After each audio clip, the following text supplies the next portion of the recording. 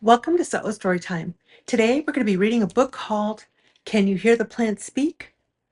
This book is written by Nicholas Hummingbird, who is of Cahuilla and Apache descent, and also written by Julia Wasson.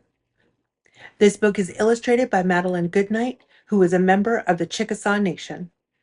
I hope you enjoy this book today. Now let's get ready for story time.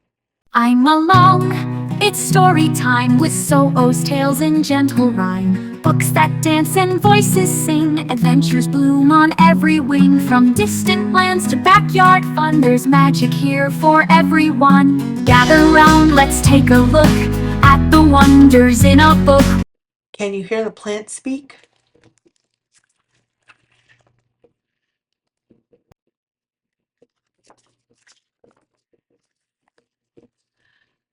Our people believe spirit lives in everything: mountain, river, wind, tree. Come take a walk with me. I spent long summer days with my great-grandparents, exploring every rock and plant, learning when the creeks ran and the plants flowered. I chased squirrels, played with lizards, stared down rattlesnakes. Wind sang through bunch grasses, woodpecker tapped his heartbeat, leaves danced across the ground. We listened as our plant relatives spoke. Wild strawberries will quench your thirst when the streams run dry. Buckwheat, birds eat my seeds and so can you. White sage, my smoke will lift your prayers to heaven. We rested in grandfather's oak's shade. These trees are our ancestors.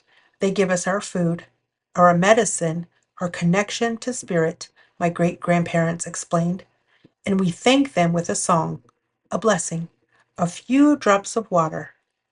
I sprinkled cool water as my great-grandparents quietly hummed an ancient song.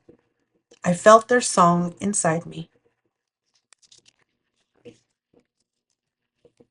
But not everyone could hear plants speak. Some people thought our lands would be more useful flattened in concrete.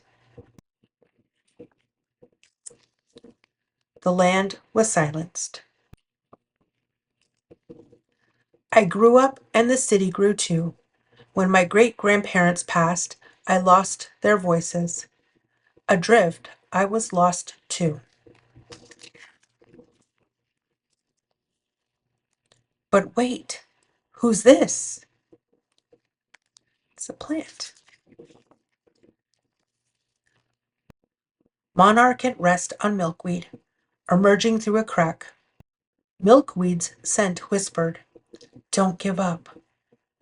I remembered my great-grandparents' voices, singing in the shades of Grandfather Oak. "Thank you, brother," I whispered. I had to find a way to keep their voices alive, but the cities were so big, the natural places so few. What could one person do? I listened. A drop of rain splashed in the dry dust where thirsty seeds waited. That one drop might germinate one seed. One drop, then many. The sharp scent of creosote rose. I felt the seeds drink. I knew what to do. "Thank you," I whispered to the sky and the plants. From one I would grow many. I had so much to learn. Plants became my best teachers. Black walnut, gather our hard round shells and chill us for the winter. Poppy, shake our seeds into baskets as winds scatter them. Juncus, divide our stems after fledglings leave their nests. Lupine, we carpet the hillsides, our seeds' coats are broken by a tumble of rock. Palo Verde, my seeds pass through ravens' stomachs, soften me with acid. Manzanita, we bloom after wildfire, wake our seeds with a wisp of smoke. And then my son is born. I name him Tuhui, our word for the drop of rain that starts the seed.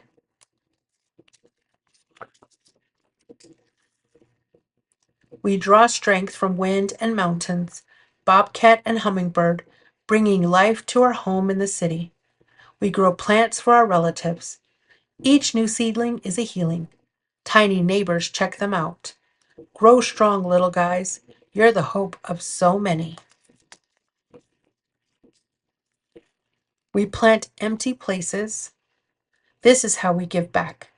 These oaks will shade our grandchildren, I explain, just as my great grandparents had explained to me. Can you hear the plants speak? I ask Tehui. Yes. What do they tell you? They say thank you, and the song grows in him, in me, and maybe in you. Listen, can you hear it?